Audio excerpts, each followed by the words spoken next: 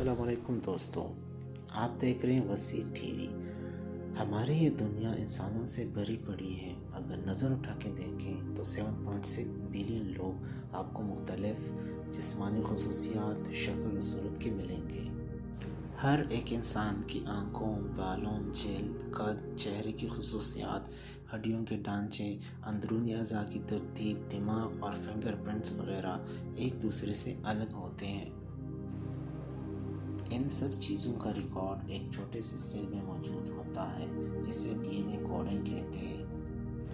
D N اے ایک information data base ہے جس میں انسان کی خصوصیات سے متعلق انفارمیشن موجود ہوتی ہے جو وہ اپنے ماں باپ سے حاصل کرتے ہیں۔ جو رنگ، نسل، شکل، قد ماں باپ کی ہوتی ہے وہ اگلی نسل میں منتقل ہوتی ہے۔ اسی لیے جانوروں کے بچے جانور پیدا ہوتے ہیں اور انسانوں کے بچے انسان۔ انسان کی پیدائش کے پہلے مرحلے میں ماں باپ کے جنسی عمل سے مرد کے سپرم اور عورت کے ایگ مل کر ایک سیل بناتا ہے۔ اس سیل کے اندر ڈی این اے موجود ہوتا ہے جس میں ماں باپ کی جسمانی خصوصیات کا ڈیٹا قدرتی طور پر موجود ہوتا ہے۔ یہ ایک سیل تقسیم ہو کر اپنی اربوں کاپیاں تیار کرتا ہے جس سے ہمارے جسم کی ہر اعضاء بننے شروع ہو جاتے ہیں۔ بچہ 50% ڈی این اے اپنی ماں سے اور 50% ڈی این اے اپنے باپ سے حاصل کرتا ہے۔ اس کے پیچھے اسٹرکچر کو سمجھنے کے لیے 1953 میں دو سائنسدان James T Watson and Francis Crick نے انتھک محنت کی۔ انہیں انسانی جسم سے ڈی این اے تو مل گیا تھا لیکن اس کے اندر کیا تھا وہ جان نہیں پا رہے تھے، کیونکہ یہ اس قدر پیچیدہ اسٹرکچر تھا جس پر کام کرنے والے باقی تمام سائنسدانوں نے ہار مان لی اور اس ٹاپک پر تحقیق کرنا چھوڑ دی۔ لیکن واٹسن اور کرک نے چیلنج سمجھ کر قبول کیا۔ واٹسن روزانہ گولیوں اور تانکوں کی مدد سے ڈی این اے کا اسٹرکچر بناتے تھے اور قدرت کے اس شاہکار کو سمجھنے کی کوشش کرتے تھے، جبکہ کرک رنگین پنسل سے ڈی این اے کے اسٹرکچر بناتے، لیکن ان کی سمجھ بھی ان رازوں کو جاننے کے لیے ناکافی تھی۔ یوں 1953 میں ان دونوں سائنسدانوں نے مل کر اپنی تحقیق ایک دوسرے سے شیئر کی، جس کے بعد یہ معاملہ حل ہونا شروع ہوا۔ اس میں یہ پتہ چلا کہ دنیا میں موجود انسانوں کے ڈی این اے ایک دوسرے سے مختلف ہے اور یہ ڈی این اے ہر انسانی سیل میں موجود ہوتا ہے۔ یہ دراصل انسانی جسم کی بلڈنگ بلاکس ہیں۔ اس کاوش پہ ان دونوں سائنسدانوں کو 1962 میں نوبل پرائز بھی دیا گیا۔ ڈی این اے میں اسٹور انفارمیشن بھی دماغ کو چکرا دینے والی ہے۔ اگر انسان کو ایک عمارت کی شکل میں تصور کیا جائے تو اس عمارت کی انفارمیشن اس کے ہر حصے میں موجود ہوگی مگر ایک ایٹم کے سائز کے برابر۔ انسانی ڈی این اے میں یہ انفارمیشن اتنی زیادہ ہوتی ہے کہ فرض کریں کہ اگر ان کو کتابوں میں لکھنا شروع کریں تو یہ 70 میٹر تک پہنچ جائے گی۔ ہمارے پورے جسم کا نظام ڈی این اے کوڈنگ پر ڈیپینڈ کرتا ہے۔ جسم کا کوئی بھی اعضاء، فرض کریں کہ اگر بال کٹ جائیں، دوبارہ کس رنگ، کس شیپ کی جسم پر اگیں گی، یہ انفارمیشن بھی ڈی این اے میں موجود ہوتی ہے۔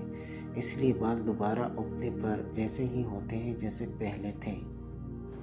اگر جسم میں کسی اعضاء کو ڈی این اے کوڈنگ نہ پہنچے تو وہ حصہ بیکار ہوتا ہے، اور یہی وجہ ہے کہ ڈی این اے میں چینجز لا کر انسان یا جانور اپنی من چاہ کو تخلیق کر سکتا ہے۔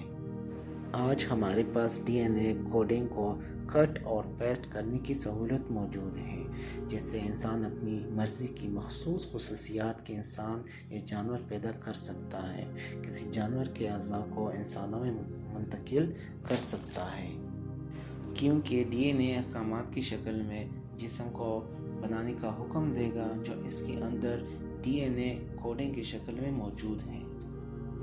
اس ٹیکنالوجی کو CRISPR-Cas9 D N a technology کہتے ہیں۔ لیکن مسئلہ یہ ہے کہ ابھی تک ہم جین یا جینوم کو ٹھیک سے سمجھ نہیں پاتے۔ یعنی آپ کہہ لیں کہ ڈی این اے ایک مکمل کتاب ہے جس میں کروڑوں کوڈنگ موجود ہے، ہر کوڈنگ کا الگ الگ کام ہے۔ اس پر تحقیق ابھی تک جاری ہے کہ اگر ہم نے ڈی این اے میں چینجز کی تو کیا نتائج آئیں گے۔ قدرت کے اس عظیم معجزے کو دیکھ کر مشہور غیر مسلم سائنٹسٹ ریکٹ ڈاکن کا کہنا ہے کہ میں مان ہی نہیں سکتا کہ انسان جسم میں موجود کوڈنگ کا یہ نظام یعنی ڈی این اے وقت کے ساتھ ساتھ خود ڈیولپ ہوتا چلا گیا۔ جیسے کہ لوگ ایوولوشن کے حوالے سے بیان کرتے ہیں، چارلس ڈارون کا نظریہ ارتقاء جو یہ کہتا ہے کہ انسان ارتقاء کے عمل طے کرتے ہوئے جانوروں سے انسان بنے یعنی بندر اور پھر بعد میں انسان، بلکہ یہ کسی طاقتور یا ذہین ڈیزائنر کا کام ہے۔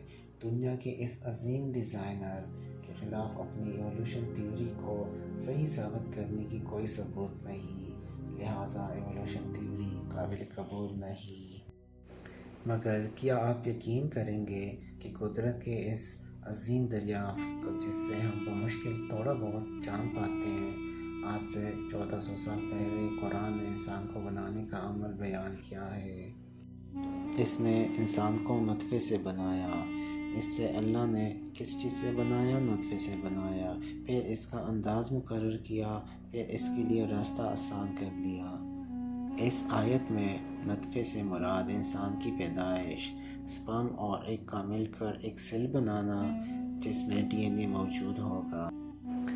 اور آج ہم جانتے ہیں کہ یہی تو ڈی این اے کا اصل کام ہے، اور وہ سب خصوصیات بھی جس کو قرآن نے ایک لائن میں بیان کی ہے، اور وہ بھی 1400 سال پہلے، کیونکہ وہی اس کائنات کی طاقتور ترین اور ذہین ترین ہستی ہے جس نے انسان کو پیدا کیا اور اس کی پیدائش کے عمل سے واقف ہے۔